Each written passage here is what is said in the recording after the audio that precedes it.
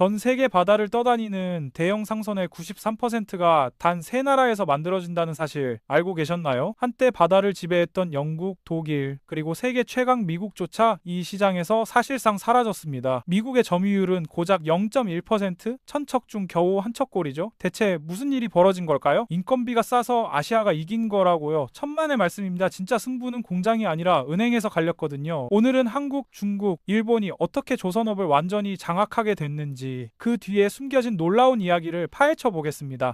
2024년 한 해 동안 바다에 새로 등장한 상선들의 출생지를 추적해봤더니 놀라운 결과가 나왔습니다. 상선이란 군함이 아닌 민간 화물선을 말하는데요. 중국이 53%, 한국이 28%, 일본이 12%를 차지했습니다. 세 나라를 합치면 무려 3%가 넘어요. 나머지 전 세계 모든 국가를 다 합쳐도 7%도 안 되는 겁니다. 불과 50년 전만 해도 상황은 완전히 달랐거든요. 1970년대까지만 해도 영국의 클라이드 강변에는 거대한 조선소들이 즐비했고 독일의 함부르크와 브레멘에서도 엄청난 규모의 화물선이 쏟아져 나왔습니다. 미국은 2차 세계대전 당시 리버티선이라는 화물선을 하루에 한 척씩 만들어낼 정도로 어마어마한 생산력을 자랑했었죠. 그런데 지금은 어떻습니까? 미국의 상업용 조선 점유율은 0.1%에 불과합니다. 세계에서 가장 막강한 해군력을 보유한 나라가 정작 민간 화물선 시장에서는 거의 존재감이 없는 겁니다. 유럽도 비슷한 운명을 맞았어요. 컨테이너선이나 유조선을 대량으로 생산하던 조선소 대부분이 문을 닫았고 대신 크루즈선 시장으로 방향을 틀었습니다. 크루즈선은 수천 명의 승객을 태우고 바다를 떠다니는 초호화 여객선인데 현재 전 세계 크루즈선의 7%가 유럽에서 제작되고 있죠. 기술력은 여전하지만 실제로 글로벌 물류를 책임지는 화물선 시장에서는 완전히 손을 뗀 겁니다. 조선업은 단순히 배 만드는 공장이 아니에요. 한 국가의 기술력, 자본력, 정책 역량이 총동원되는 국가 전략 산업이거든요. 배 한 척을 완성하려면 수만 개의 부품이 정확한 타이밍에 도착해야 하고 수천 명의 춤내에 숙련된 기술자가 몇 년 동안 투입되어야 합니다. 여기에 투입되는 자금은 수천억 원에 달하죠. 이 모든 것이 톱니바퀴처럼 정밀하게 맞아떨어져야만 경쟁력 있는 가격에 약속한 날짜에 배를 인도할 수 있는 겁니다. 그래서 한번 무너진 조선 생태계는 다시 세우기가 정말 어려워요. 공장 건물은 돈으로 지을 수 있어도 오랜 시간 축적된 기술과 노하우는 자본만으로 금방 만들어지지 않거든요. 전 세계에서 주문을 받아 배를 건조하는 조선소 숫자도 급격히 감소했습니다. 2009년에는 약 300곳이었는데 2024년에는 약 160곳으로 거의 절반이 줄어들었어요. 살아남은 조선소들은 대부분 한국, 중국, 일본에 집중되어 있죠. 물량이 집중되면서 선순환 구조가 만들어졌습니다. 주문이 많으니까 가동률이 올라가고 가동률이 올라가니까 단위 비용이 떨어지고 비용이 떨어지니까 더 많은 주문이 들어오는 구조가 완성된 거예요. 그렇다면 도대체 어떻게 이런 구조가 만들어진 걸까요? 많은 사람들이 동아시아가 조선업을 장악한 이유로 낮은 인건비를 꼽는데요. 이건 절반만 맞는 얘기입니다. 배값에서 가장 비중을 차지하는 건 강제예요. 강제는 쉽게 말해 배를 만드는 철판인데 초대형 선박 한 척에는 수만 톤의 철판이 들어갑니다. 그 다음으로 비싼 게 엔진과 추진 시스템이고 그 뒤를 향해 장비나 안전 설비가 따르죠. 인건비는 전체 비용에서 생각보다 훨씬 작은 부분을 차지해요. 그러면 진짜 승부를 가르는 건 뭘까요? 바로 시간입니다. 조선소에는 도크라는 게 있어요. 도크는 배를 건조하는 거대한 작업장인데 물을 빼서 바닥을 드러낸 뒤 그 위에서 배를 조립하죠. 이 도크와 초대형 크레인은 가만히 서 있기만 해도 엄청난 비용이 발생합니다. 전기세, 관리비, 장비 유지비가 매일 빠져나가거든요. 작업자들도 일을 못하고 대기하면 대기 비용이 발생하고 게다가 배를 짓는데 투입된 자금에는 매일 이자가 쌓입니다. 예를 들어 볼게요. 밸브 하나가 제때 도착하지 않아서 현장이 나흘 동안 멈췄다고 가정해 봅시다. 그 나흘 동안 도크 유지비, 크레인 비용, 작업자 대기 비용, 투자금에 붙는 이자, 이 모든 게 배 한 척의 원가에 고스란히 얹혀지는 겁니다. 반대로 모든 부품이 제때 도착하고 공정이 끊기지 않으면 이런 낭비가 사라지면서 비용이 획기적으로 줄어들죠. 여기서 규모의 경제라는 개념이 작동합니다. 규모의 경제란 생산량이 늘어날수록 개당 비용이 줄어드는 현상을 말하는데요. 같은 설계로 배를 딱 한 척만 척만 만들면 설계비, 인증비, 시험비를 그 한 척이 전부 부담해야 해요. 하지만 같은 설계로 10척을 만들면 그 비용이 10로 나뉘고 20척을 만들면 20로 나뉘는 거죠. 현장에서도 효율이 좋아집니다. 같은 작업을 반복하면 손발이 맞아서 시간이 줄고 실수도 줄어들거든요. 이걸 학습 효과라고 하는데 울산에 있는 HD인 한국조선해양단지를 떠올려 보세요. 조선소 바로 옆에 철강 공장이 있고 엔진 만드는 회사도 붙어 있습니다. 수백 개의 부품 협력 업체가 차로 한두 시간 거리 안에 밀집해 있어서 부품이 필요하면 당일이나 다음날 바로 도착하죠. 이렇게 관련 업체들이 한 지역에 모여 있는 걸 클러스터라고 부르는데 클러스터는 포도송이라는 뜻으로 여러 업체가 포도알처럼 다닥다닥 붙어 있다는 의미예요. 중국의 양쯔강 하구, 일본의 나가사키나 고베 지역도 마찬가지입니다. 이런 직접 효과 덕분에 약속한 납기를 정확히 지킬 수 있고 동시에 여러 척을 건조할 수 있는 역량이 생기는 거죠. 클러스터와 규모의 경제, 여기까지는 눈에 보이는 요인들입니다. 하지만 조선업의 진짜 비밀은 따로 있어요. 바로 금융입니다. 배 한 척을 짓는데 얼마나 들까요? 초대형 컨테이너선이나 LNG 운반선은 1억 달러에서 2억 달러가 듭니다. LNG는 액화 천연가스의 약자로 천연가스를 영하 163도로 냉각해서 액체로 만든 건데 이걸 운반하는 배가 LNG 운반선이죠. 하마로 치면 1,300억 원에서 2,600억 원 정도 되는데 건조 기간은 2년에서 3년이나 걸립니다. 이 막대한 자금이 오랫동안 묶여 있어야 하는 거예요. 배를 주문하는 쪽을 선주라고 부르는데 선주는 해운 회사일 수도 있고 배를 사서 임대해주는 투자자일 수도 있습니다. 선주가 배를 주문하면 계약금과 중도금을 내는데 계약금은 계약 시점에 먼저 내는 돈이고 중도금은 건조 중간중간에 내는 돈이죠. 조선소는 이 돈으로 철판을 사고 엔진을 주문하고 직원들 월급을 주는데 문제는 선주가 낸 돈만으로는 전체 건조 비용을 감당하기 어렵다는 겁니다. 이 자금 공백을 메워주는 게 바로 정책금융이에요. 정책금융이란 국가가 특정 산업을 지원하기 위해 제공하는 대출이나 보증을 말하는데 쉽게 말해 나라에서 돈줄을 열어주는 거죠. 일본은 이 구조를 아주 일찍 만들었습니다. 2차 세계대전이 끝난 직후부터 해외 선주들에게 낮은 이자로 장기 대출을 해주고 혹시 못 갚으면 대신 갚아주겠다는 보증도 붙여줬어요. 선주 입장에서는 일본에서 배를 주문하면 자금 조달이 훨씬 수월하다는 신뢰가 생긴 거죠. 이런 금융 지원 덕분에 일본 조선업은 1970년대부터 1990년대까지 세계 1위를 오래 유지했습니다. 한국도 비슷한 경로를 걸었어요. 한국수출입은행은 매년 수십억 달러를 조선과 해운 기업에 투입하고 있는데 선주에게는 유리한 금융 조건을, 조선소에는 안정적인 주문 환경을 만들어주는 구조거든요. 중국은 이 금융 전략을 가장 공격적으로 활용하는 나라입니다. 중국 선박 집단이라는 거대한 국유 기업을 중심으로 수백 개의 조선소를 통합했고 국책은행을 통해 엄청난 자금을 쏟아붓고 있죠. 선주 입장에서는 똑같은 배라면 자금 좀 조달이 쉽고 조건 좀 좋은 곳에 주문하는 게 당연히 합리적이에요. 그 결과 2024년 신규 수주 기준으로 중국의 점유율이 한때 75%에 달했습니다. 정책금융은 단순히 조선소에 보조금을 주는 것과 차원이 달라요. 선주가 자금을 빌리기 쉬워지면 주문이 늘고 주문이 늘면 가동률이 올라가고 가동률이 올라가면 비용이 내려가는 거죠. 금융이 생산을 끌어당기는 구조인 겁니다. 금융과 클러스터라는 공통 기반 위에서 한국, 중국, 일본은 각자 다른 무기를 들고 경쟁하고 있습니다. 중국의 무기는 압도적인 물량이에요. 컨테이너선, 벌크선, 자동차 운반선 같은 선박에서 중국은 독보적인 우위를 점하고 있거든요. 컨테이너선은 우리가 때로 받는 물건들을 가득 실은 컨테이너 박스를 나르는 배이고 벌크선은 철광석이나 석탄, 곡물처럼 포장하지 않은 원자재를 대량으로 실어 나르는 배입니다. 이런 배들은 설계가 비교적 표준화되어 있어서 대량 생산에 유리하죠. 중국 정부는 2000년대 들어 조선업을 국가 전략 산업으로 지정하고 대규모 투자를 시작했어요. 양쯔강 하구와 바레만 일대에 거대한 조선단지가 들어섰고 이 엄청난 규모를 바탕으로 가격 경쟁력을 확보해서 더 많은 주문을 끌어오는 전략을 펼치고 있습니다. 반면 한국의 무기는 기술이에요. 특히 LNG 운반선과 초대형 컨테이너선, 친환경 선박 분야에서 한국 조선소들의 위상이 높습니다. LNG 운반선은 만들기가 정말 어려워요. 영하 163도면 일반 철판은 깨져버리기 때문에 특수한 탱크 설계, 단열 시스템, 화물창 기술이 필요한데 이런 노하우는 긴 세월 쌓아야만 생기는 거거든요. 한국의 LNG선 점유율은 한때 80%가 넘었지만 최근 중국의 추격으로 60%대까지 내려왔어요. 그래도 여전히 세계 1위입니다. 한국에는 HD 한국 조선해양, 삼성중공업, 하나오션이라는 세 개의 대형 조선사가 있는데 이 세 회사가 세계 최상위권 조선소 순위에 이름을 올리고 있죠. 한국 조선업의 조선업의 또 다른 강점은 프로젝트 관리 능력입니다. 복잡한 대형 프로젝트를 정해진 일정과 예산 안에서 완수하는 능력인데 이건 매뉴얼만 봐서는 절대 안 돼요. 오랜 시간 수천 척의 배를 건조하면서 쌓인 현장 경험이 녹아있는 거거든요. 일본의 무기는 내구성과 정밀함입니다. 일본 조선소들은 중형 특수선과 자국 선박 교체 시장에서 꾸준한 기반을 유지하고 있어요. 일본에서 만든 배는 품질과 내구성 면에서 매우 높은 평가를 받는데 같은 연식의 중고 선박이라도 일본산이 더 비싸게 거래되는 경우가 많습니다. 하지만 대량 수주 경쟁에서는 중국과 한국에 밀리는 형국이죠. 자동차 산업에 비유하면 이해가 쉬울 거예요. 중국은 물량과 가성비로 승부하는 대중차 브랜드, 한국은 기술력과 품질 관리로 승부하는 프리미엄 브랜드, 일본은 정밀함과 신뢰도로 승부하는 장인형 브랜드라고 할 수 있습니다. 지금까지 동아시아 세 나라가 어떻게 조선업을 장악했는지 살펴봤는데요. 그렇다면 반대로 미국과 유럽은 왜 이 시장에서 밀려났을까요? 사실 미국도 한때 조선 강국이었어요. 2차 세계대전 때 리버티선 프로그램은 전설로 남아있는데 전쟁에 필요한 물자를 나르기 위해 표준화된 설계로 화물선을 대량 생산한 프로젝트였죠. 전쟁 기간 중 2,700척이 넘게 만들었고 가장 빠른 기록은 배를 짓기 시작해서 진수하기까지 단 나흘이었습니다. 하지만 전쟁이 끝나자 방향이 완전히 바뀌었어요. 민간 상선 건조는 시장에 맡기자는 분위기가 퍼졌고 정부 보조금과 세금 혜택이 점점 사라졌습니다. 조선소들은 국제 경쟁에서 밀리기 시작했고 결국 미국 해군 물량에만 의존하는 구조가 굳어졌죠. 여기서 꼭 알아야 할 게 존스법입니다. 1920년에 만들어진 이 법은 미국 항구 사이를 오가는 배가 반드시 세 가지 조건을 충족해야 한다고 규정하는데요. 첫째, 미국에서 제작되어야 하고, 둘째, 미국 국적이어야 하며, 셋째, 미군원이 타야 한다는 거예요. 예를 들어 LA 항구에서 시애틀 항구로 물건을 옮기는 배는 무조건 이 세 조건을 다 충족해야 합니다. 왜 이런 법을 만들었을까요? 전쟁이 나거나 비상사태가 발생했을 때 동원할 수 있는 배와 조선소를 국내에 유지하자는 취지였는데 결과는 의도와 정반대로 나타났어요. 존스법이 만든 보호막은 미국 조선업을 경쟁에서 완전히 격리시켜 버렸거든요. 국내 시장은 보호받지만 그 시장 자체가 너무 작았고 미국 내 물량만으로는 규모의 경제를 달성할 수가 없었습니다. 경쟁 상대가 없으니까 비용을 줄여야 할 동기도 사라졌고 그래서 미국에서 배를 지으면 한국이나 중국보다 몇 배나 비싸다는 분석도 나오는 거죠. 보호하려다가 오히려 경쟁력을 완전히 죽여버린 역설적인 결과가 나타난 겁니다. 유럽은 조금 다른 경로를 밟았어요. 1970년대 오일 쇼크 이후 해운 불황이 닥치면서 주문이 뚝 끊겼고 유럽 연합이 출범한 뒤에는 보조금 지급에 제한이 걸렸습니다. 회원국끼리 공정하게 경쟁해야 한다는 원칙 때문에 특정 산업에 국가가 자금을 집중 투입하기 어려워진 거죠. 유럽 조선업은 살아남기 위해 방향을 완전히 전환했습니다. 우리가 가장 잘하는 것만 하자는 전략이었는데 크루즈선, 초호화 요트, 잠수함 같은 고부가 가치 틈새 시장으로 집중한 거예요. 초대형 크루즈선 한 척 값은 10억 달러, 1조 3천억 원이 넘기도 하는데 하지만 이건 화물선 시장을 통째로 포기한 대가로 얻은 결과입니다. 동아시아 세 나라가 조선업을 장악하고 있는 구조는 쉽게 바뀔 것 같지 않아요. 하지만 새로운 변수들이 속속 등장하고 있습니다. 가장 큰 변수는 환경 규제예요. 국제해사기구라는 곳이 있는데 전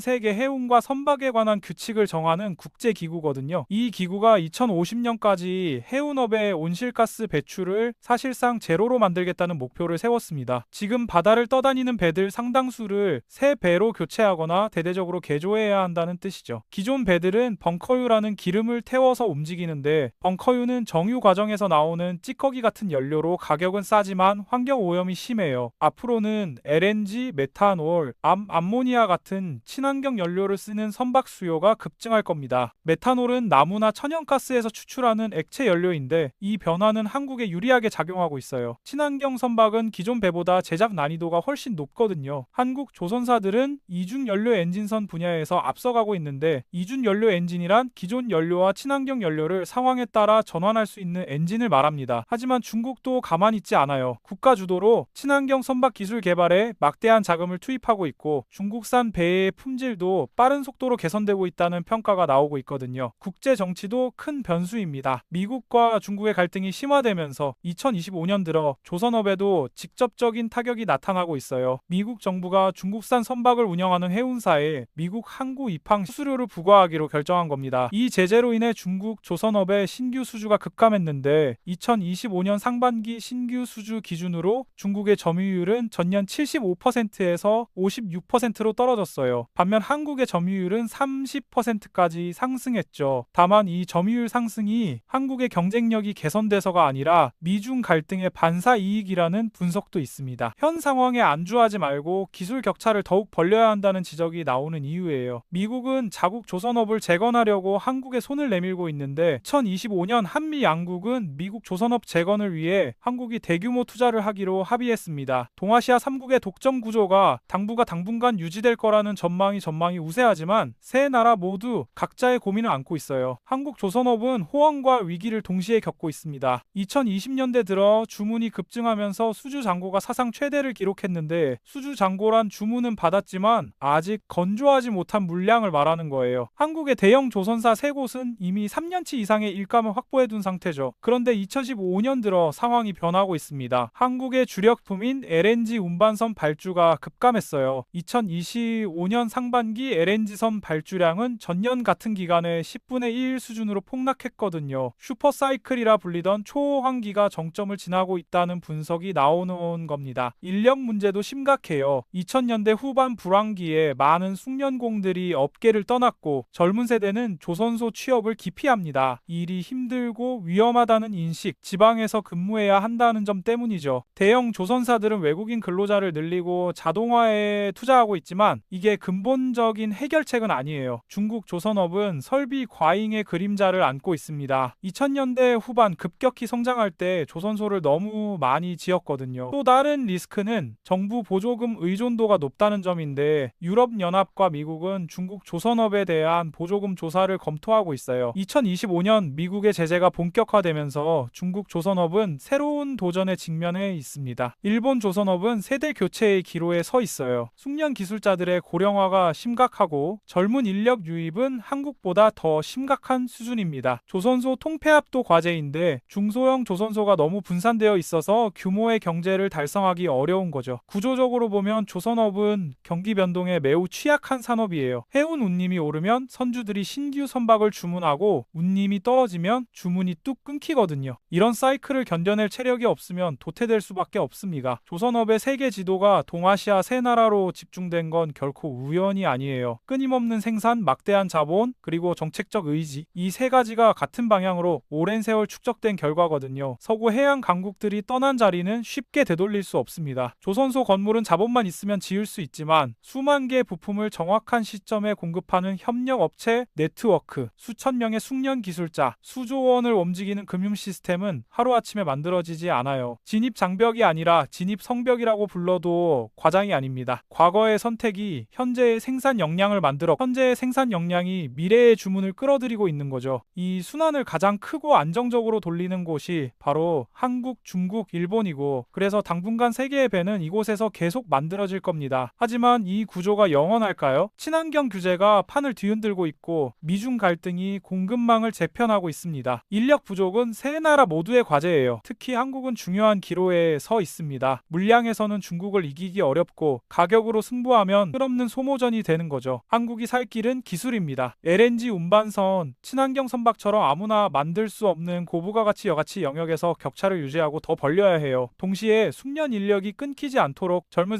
세대가 이 산업에 들어오고 싶게 만들어야 합니다. 조선업은 한 국가의 기술력, 금융력, 정량이 총동원되는 국가 전략 산업이에요. 배 한 척에는 그 나라의 역량이 통째로 담겨 있거든요. 그래서 조선업의 미래는 단순히 한 산업의 문제가 아니라 우리나라가 앞으로 어떤 나라가 될 것인가와 직결된 문제이기도 합니다. 정리하면 이렇습니다. 전 세계 상선의 93% 이상이 한국, 중국, 일본에서 제작되는 건 인건비가 저렴해서가 아니에요. 멈추지 않는 생산 라인, 부품이 즉시 도착하는 클러스터, 그리고 국가가 뒷받침하는 금융 시스템, 이 세 가지가 오랜 시간 한 방향으로 축적된 결과입니다. 세 나라만 살아남은 이유가 바로 여기에 있는 거죠. 여기서 얻을 수 있는 교훈이 있어요. 국가 전략 산업은 시장에만 맡겨둘 수 없다는 겁니다. 미국은 보호하려다가 오히려 경쟁력을 상실했고 유럽은 화물선 시장을 통째로 포기해야 했거든요. 여러분은 어떻게 생각하시나요? 한국 조선업이 앞으로도 세계 2위 자리를 지킬 수 있을까요? 아니면 중국의 추격에 밀리게 될까요?